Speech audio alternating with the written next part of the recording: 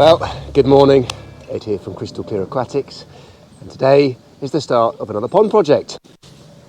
Now, it's been a little while since I've constructed a pond from scratch. A lot of the work I've been doing recently have been restorations or relines or redesigns of an existing pond, but this is a completely new job which is going to involve excavating quite a large hole. Now, the brief on this one is there is an existing pond. You may well hear the water gurgling behind me, and the idea is that we want to try to create or simulate a cascade or a stream that looks like it's starting from this pond and flowing down into another pond further down in this area here. Of course, they're going to be actually two completely separate features, so we're just going to create the illusion that it looks like one is flowing into the other. The first pond up here, the original pond, is quite a large natural pond, which I'll show you in a moment. There's no filtration on the system. It's got a very, very nice healthy balance, and the plants have maintained a very nice clear pond. But this pond is going to be a little bit different. It's going to be a slightly more, I wouldn't say formal, but perhaps a more typical fish pond. It's going to have filtration, and it's more, the emphasis here is more on fish and plants, and making it look more of a feature pond than the slightly sort of wilder pond behind me. So this is the existing pond. This has been here for many years, and I suppose I've worked on this pond now for perhaps 8 years or thereabouts, doing seasonal maintenance on here, introducing some of these plants, and quite a few years back constructing that stream and cascade you can see at the back over there. Now, this garden's got a lovely natural slope, so that cascade fits in very nicely with the lay of the land. And there's a large slope at the front of the pond here, sort of flowing down into what will be the new pond over here. So again, this is really crying out for a lovely secondary cascade. And the idea is that this lower section down here, this is going to be the site of the new pond. And the base of the slope here, coming up to the old pond, that's going to be a nice stream with a series of sort of cascades meandering down into this pond. And I will start the cascade, or the stream, right up here at the edge of the original pond. So it's important that we try and get the levels very, very similar, so that we can create that illusion that the pond is flowing from here and then naturally flowing down this series of steps into the next pond. But as I said, it will be a separate feature. There's a lovely decked area over here, great seating position to be able to sit down and look down onto this new pond. Lovely evening spent with the barbecue or the fire pit going, the sound of the water, being able to see some fish and perhaps have some nighttime lighting on this will really make it a feature. Now, one challenging aspect of this job is going to be the use of materials. When you're constructing ponds and building things like this, and you're trying to tie it in with an existing feature, you always want to try to use similar or the same, if possible, materials that have been used in the original construction. Now, the stonework or the bulk of the rock work used on this kind of grey stone here, is either Westmoreland limestone or Irish water-worn limestone. When I built the cascade over here many years ago, Westmoreland wasn't available. It's something that's not been quarried or mined for a very long time, so Irish water-worn was the sort of the next best thing, and since then this is no longer allowed to be quarried either. So unless I can find any reclaimed Irish water-worn or Westmoreland rock, which is highly unlikely, we're going to have to use something else entirely different, and initially it'll probably look quite different and quite stark until it's had a season or two to really establish, but it will all blend in once it's covered in moss and bits and pieces. Now, many years ago, I laid a load of stonework on the inside shelf here, so you can just see some of these retaining collars of stone acting as planting sections over here. And this is old Horsham stone, and that's blended in quite nicely with the limestone around the edging. So I can get away with using Horsham stone, York stone. There's a supply of some old Purbeck rock here on site, which I'll end up using, and that's probably what I'll end up doing, is picking up more Purbeck stone, which initially is kind of a creamy buff colour, but very quickly will start to weather in and blend in.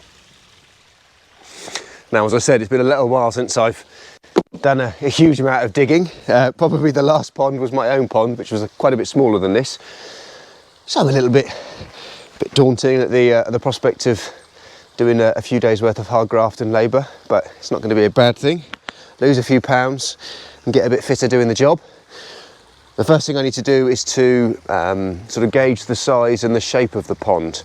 I'm not working to too strict a design or a plan, I never do. I like to almost sort of make these things up organically, to fit and to work with the lay of the land. So I've got some hose pipes, or you can use a bit of rope, and I'm just going to start to lay this on the floor to start to create a shape that I feel comfortable with, that's in keeping with the slope and the aspect of the ground, that looks interesting. I like lots of curves and shapes, and I'm thinking about potential sites for planting zones, marginal zones, entrances for the cascade into the pond, perhaps a small beach area or somewhere, an easy aspect for wildlife to get in and out of the pond. It needs to be in scale with this whole area. There needs to be access all the way around the pond. It's very important that you can get around the pond for maintenance on various plants that might be in the pond, for pulling out the pump and equipment for cleaning, and there's going to be a certain amount of borders and new planting areas that are going to be put in here. So again, access to be able to in the future plant up and maintain these borders is going to be important. Soil removal, this is all being done by hand, is quite a long way down the bottom of the garden, but thankfully it's being dumped on the ground rather than going into a skip, which makes it a little bit easier. We've had a bit of rain. In fact, today's a really, really dull grey day. As you can see, we've had a few showers this morning, and I think it's forecast to continue showering for the rest of the day, so I've got my gazebo if needs be. But the ground hopefully will be soft and not too difficult to work. So here we go. Let's get some hoses laid out and see if I can come up with a nice shape I'm happy with.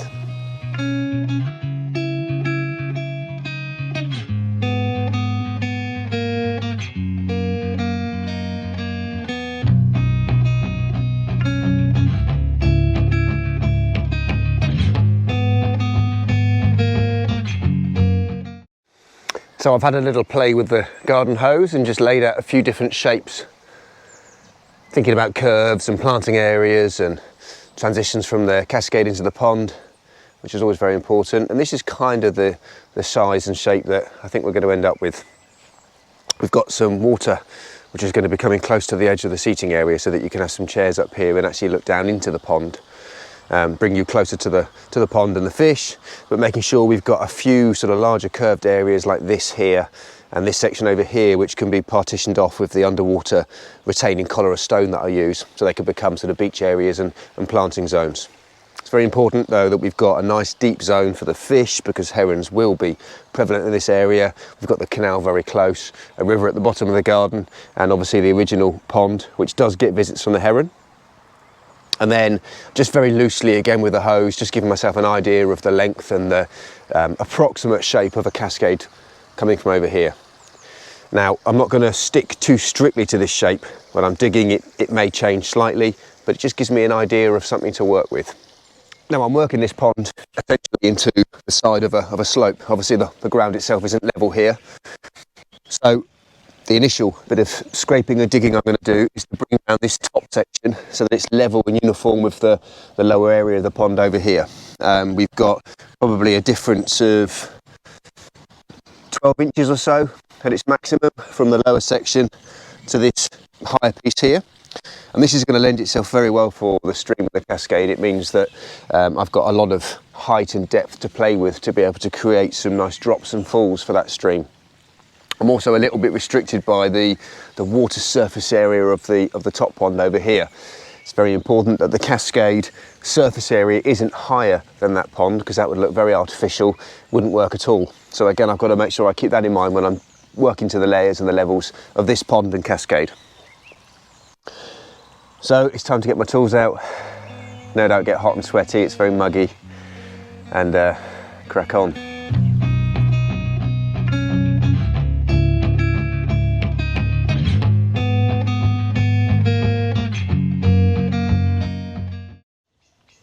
So that's the basic footprint of the pond dug out. That was a long day yesterday, about 7 hours of digging, and then this morning just a little bit more of scraping to get the shape.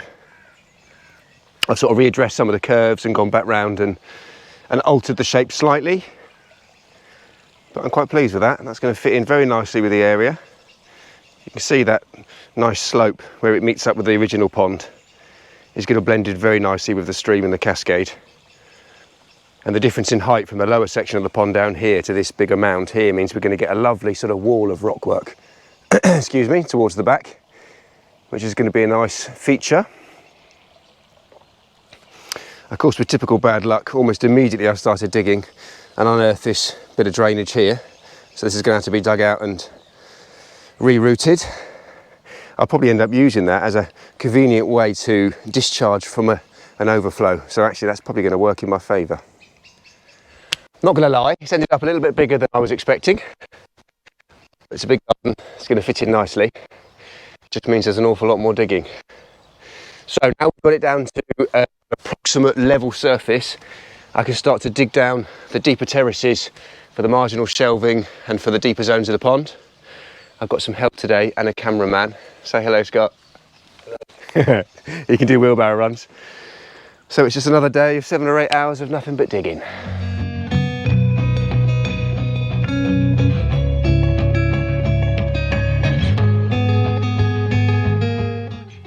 Nothing to see here, just a mummy duck and her babies crossing through the garden.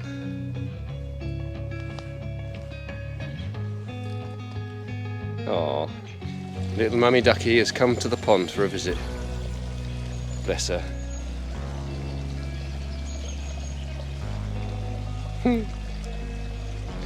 Mummy and her ducklings. Look, the little ducklings are chasing the pond skaters. Generally ducks, waterfowl are to be discouraged in a pond because they can make a right old mess, decimating plants, and as they poo in the water, it's full of nutrients that can encourage algae.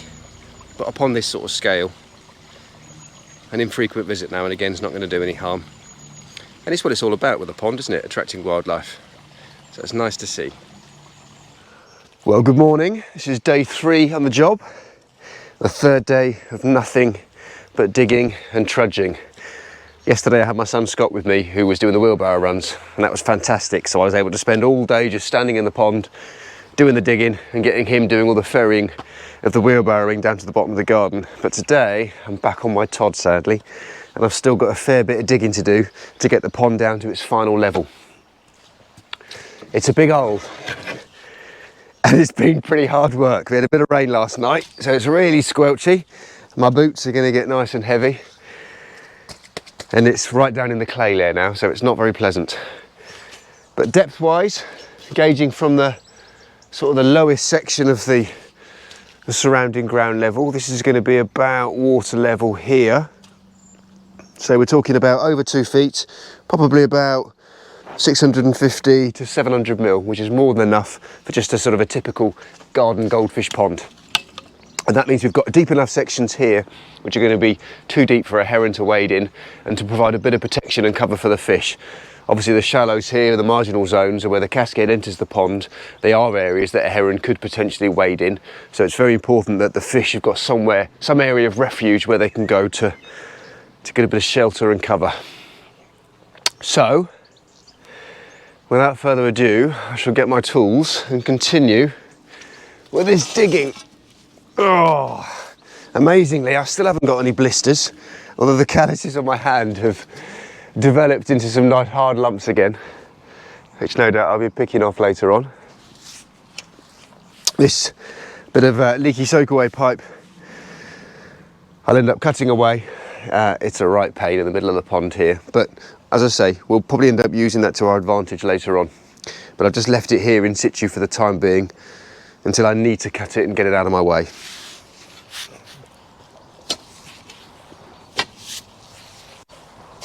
Oh, it's amazing when you're looking at this. It looks like a really big excavation, and then as soon as you stand back and you compare it to the garden or the original pond, or you look at photos and probably on the video, it doesn't look that big at all. But believe me, it is.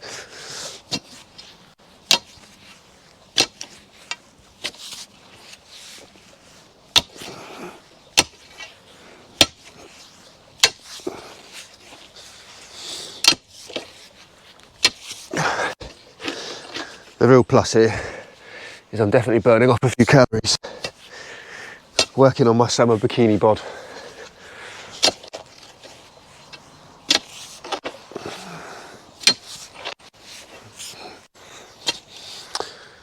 Right, let's get this scooped out and another day of digging.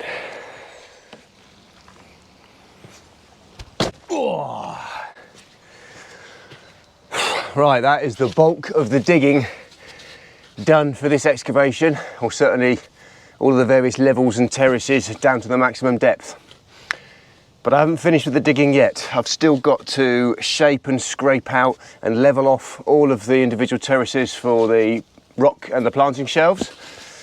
Make sure that these different levels are reasonably even as well. And then I've got to dig out the stream or the cascade towards the back.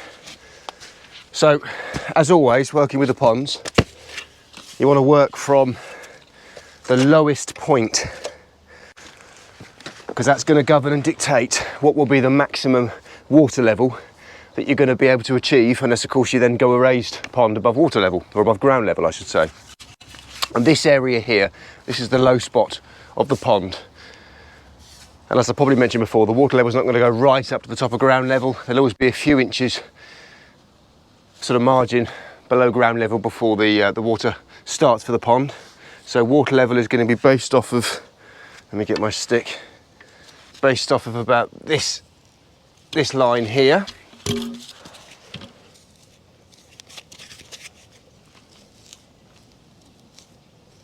There we go. So that's about maximum water level. Now from that, I want at least 4 to 6 inches of water depth, so that all the stonework sitting in the pond is sitting in water. And that's really important, so that when the pond evaporates, and if you've seen any of my videos before, you've heard me harking about this every time, but when the water level drops from evaporation, it doesn't reveal pond liner, but it reveals just more rock. So it conceals all of that normally visible bit of pond liner. Very importantly, it conceals it from sunlight and potentially harmful UV rays, so it's going to protect it. But most importantly, cosmetically, it's just a nice finish for the pond. So I've got to make sure that all of these shelves are 4 to 6 inches or deeper. But obviously the deeper you go, the more rockwork you're going to have below this line. Now the areas that I'm going to have as planting zones, so this area here is going to get planted up, that area there will get planted up, and there'll probably be a couple of pockets either side of the cascade just to sort of frame it a little bit. I've got to make sure that there's 4 to 6 inches or so of gravel in which the plants can root into, and then there needs to be 3 or 4 inches of water above that, so that the gravel isn't breaking the surface of the pond and then potentially reducing the surface area of the pond and making it look smaller. These are marginal plants, not bog plants, so they're quite happy in shallow water. So the planting areas, I've got to make sure that they're a little bit deeper still than the rock area. So initially, I'll work down the next level, and I'll make sure that everything is scraped off 4 to 6 inches or thereabouts lower than this line, and then I'll come back and I'll readdress some of the deeper zones for the marginals. I can do all of this with a manual level, but I have got my laser with me as well, which I'll probably end up just casting a couple of gauge marks at various parts of the pond, so that I can then go off of those with my levels as a reference as well. So more digging and scraping, but thankfully this stuff up here is a little bit looser, still into the topsoil layer, a bit more pleasant than digging this horrible clay down here. It's getting warm as well. So I'm going to start just by making an initial impression in the ground, a little kind of trench to what I think will be about the suitable level. And this is just done simply by scraping away at the ground. Now you've got to be careful when you're doing this. The spade has got a tendency to slope down, so by the time you get down to the edge of the pond, you've actually dug that slope down a little bit deeper than you need to. So just be wary of that.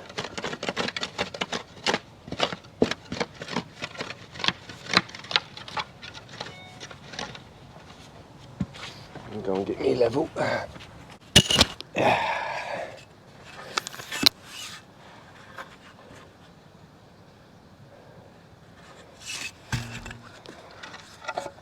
So what I'll try to do is to make sure that everything is ever so slightly sloping in towards the pond, so that when I fill the pond up, once the line has gone in, and then I empty it again, I'm not left with puddles of water which I then have to deal with a vacuum or brushing out before I can then start to stick the stonework in.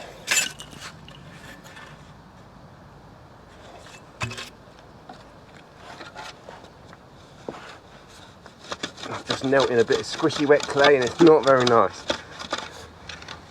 I'm quite pleased with progress in digging this out. It wasn't too bad. About 15 or 16 hours of digging, of which one of the days I had help just moving the soil in the wheelbarrow, but otherwise the rest of the time I was on my own. So not bad. And something like this, people often say to me, why don't I get a digger in? And I'm sure that a good digger driver will probably say that he could achieve this, or the bulk of it, with a machine, and then the rest of it can just be scraped out. But I like doing it by hand, doing it neatly and doing it slowly and gradually, giving me an opportunity to constantly make alterations and adjustments to the shape and the depths of the pond, because once you've dug it out you can't really put it back. So it's a labour of love, but I think it's well worth taking your time over it and doing it properly. Right, I'm going to carry on scraping this area out, getting this level, and then I'll get the laser out and start to gauge other sides of the pond.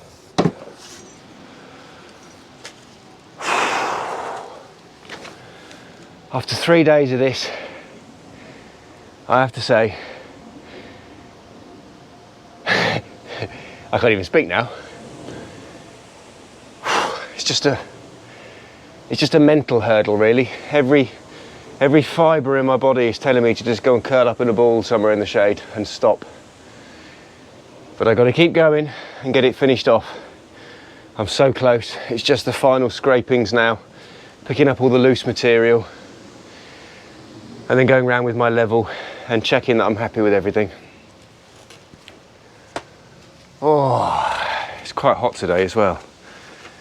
It's just not making it any easier.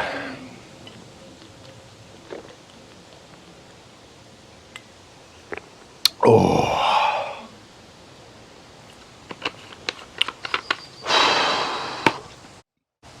Still, another hour or so of this, and I'll be able to get my tape measure out and get measured up for the pond liner, which is always a milestone moment in these sort of jobs. And then it will be a bit of a waiting game for the pond liner to arrive whilst I source other materials.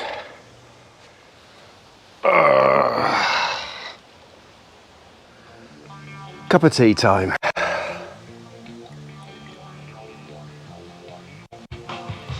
Oh yeah.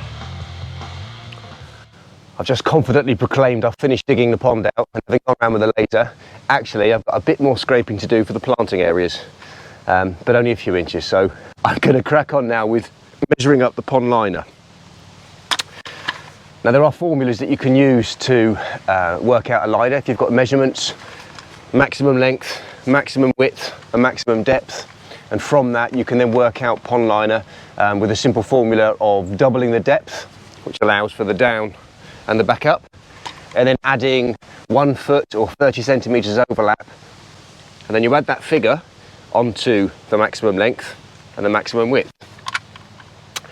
And it does work, although you tend to find that you end up with a little bit more excess than you need. So I prefer to measure accurately by laying a string or a tape measure, a flexible measure, following the contours of the pond so that I can get then a very accurate length and width for the pond liner. So that's what I'm going to do now.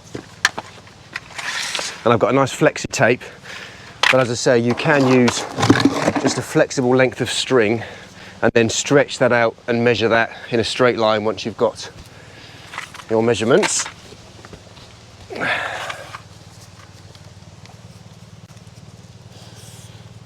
Now I'm including about a 20 centimetre, 8 inch or 200 mil, whatever you like to work in, overlap all around the sides. I don't want to be too generous with this because you end up just cutting it off and wasting it anyway. And with the price of materials as they are at the moment, we want to be as conservative as possible. Right, let's stick that in there. There we go. I've got a few handy stones and weights which I can use to hold down and weigh down the tape measure, as I haven't got a handy pair of hands. I miss having assistance when I'm doing jobs like this. There we go.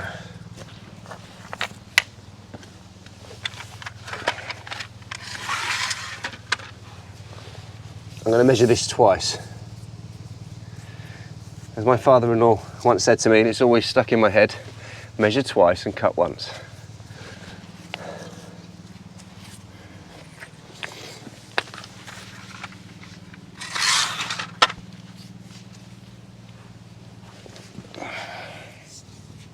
Now, it's always really important, I think, that you dig your hole, you excavate your pond before you measure up and order your pond liner. A lot of people will buy a piece of liner and then try and dig a hole to accommodate the liner that they've bought. And actually in practice that just doesn't work. In this instance, having shaped the pond, I could have ordered and measured up early and saved myself 3 days. But actually, of course, in the process of excavating this, I've changed the proportions, I've altered the curves, I've increased the size of it, and so that liner wouldn't have fitted anyway. Let's make sure it's slack and it's touching the ground all over. It's measuring meters 80 with the overlap. Off camera, measured twice the length and the width of these, and I've actually made adjustments to the length and reduced it down to 7.2 because of course this end, much higher ground level than everywhere else, water level is going to finish around about here, so technically all of that's wasted pond liner anyway, so I don't want to be too generous. So I've reduced that down to 7.2. So 7.2 by 5.8. Now when I come to order this piece of liner, and I'll be using Gordon Low, fantastic UK manufacturer and supplier of pond liners. Thank you very much for your hard work, Gordon Low. It's quite possible that they won't have exact measurements on the roll for this specific size, and it may well be that I'll end up going slightly oversized anyway. Of course, I'd never go undersized, so I might have a slight excess above the additional overlaps that I've added, which again is a reason why I don't want to be too generous, because it's just wasted money otherwise. So I've made a reference to these measurements. I'll get on the blower and order this pond liner, and fingers crossed there won't be too much of a delay. And you can't see it, but a robin has just landed on my camera. Hello, Robin.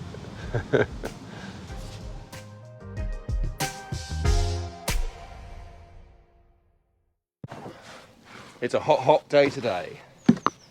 So it's been 3 or 4 days since I last recorded anything and I was doing any work on the pond. I was at the stage where the excavation had been completed. I'd sort of done the approximate outline for the stream and cascade, and it was then a waiting game, having ordered the pond liner, to wait for the liner and the fleece to turn up. The liner and the fleece has now turned up. Yesterday I popped over here to drop off a holding tank and start filling, so we had some water in reserve, and that's looking very inviting today. Thankfully I will be in the pond in a minute, so I'll be able to cool off. Dave's back, having swanned off on holiday for a few weeks during the worst of the job, so he's missed out on all the digging. Well, I've already got the tan. He's got the tan already. He's used to this heat, having just come back from Malta, so I think I'll let him crack on with the bulk of the hard graft for the next few days. This is the outline of the stream, which is just meandering from the original pond. As I say, the idea is to create the illusion that water is flowing from one to the other. I was able to get hold of some old earthenware clay pipe, and what I may do is to chop this off and have one visible section in the entrance to the stream here and a visible piece in the pond over here, and make it look like water's flowing between the two, but actually I'll end up having the discharge from the filter entering in the back of this pipe and then discharging off into the stream over here. It might look naff, I might not use it, but I've got that option if I need to. In the digging process, I was aware it was there. I discovered some cables, water pipe and the mains armoured cable. Again, always digging cautiously by hand with a spade. Saves any mistakes and upsets later on. So Dave is just going around doing some final prep work to the excavation, tamping down, firming, filling any little voids and holes, getting rid of any stones and sharp bits and pieces before we put the fleece in. Now, a lot of you have seen my videos already, so you'll know the sort of process in lining ponds, but it's very important that you prepare the ground, excuse the strimmer, that you prepare the ground and use a really good quality pond fleece. This is a 250 GSM heavy duty fleece, geotextile fabric, which isn't going to rot, it's going to last the lifetime of the pond liner, and that's going to help to prevent roots and sharp objects from coming through the fleece and potentially piercing and damaging the pond liner. on a sunny day, this is horrible to lay. Once we end up filling this excavation up with this white fleece, you end up with snow blindness. So working with some sunglasses on just to help prevent that. Pretty sunglasses?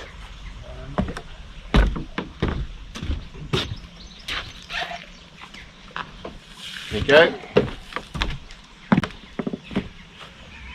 You want them, honestly. Can't see. Right. So I've just gone round, we have gone round, tamping and feeling for any obvious stones and bits of grit that might cause a protrusion and potentially damage the liner, or even just an unsightly bump. So I'm happy now we can put the fleece in. Try and get this done as quickly as possible, because it will be very unpleasant standing in here with all that sun reflecting off the white fleece. And then we can start putting the pond liner in. You need a decent pair of scissors or a sharp standing knife when you're working with this. It's quite difficult stuff to cut. So I have in reserve always a special pair of scissors that I keep just for the fleece. It's not allowed to be used for anything else.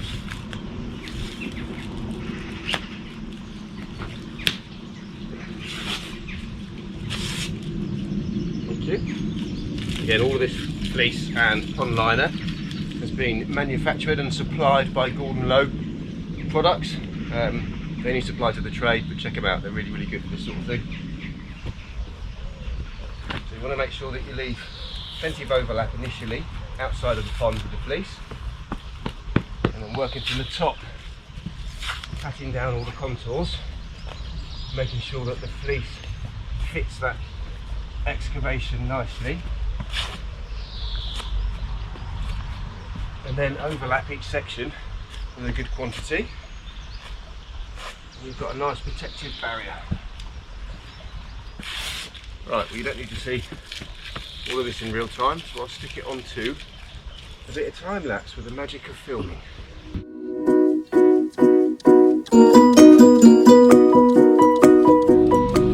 Right, that's the fleece in. You can see all of this sunlight and heat reflecting on this is horrendous. Pond liner next. This would be a good place to have a little sunbathe, don't you? Yes. I could just lay here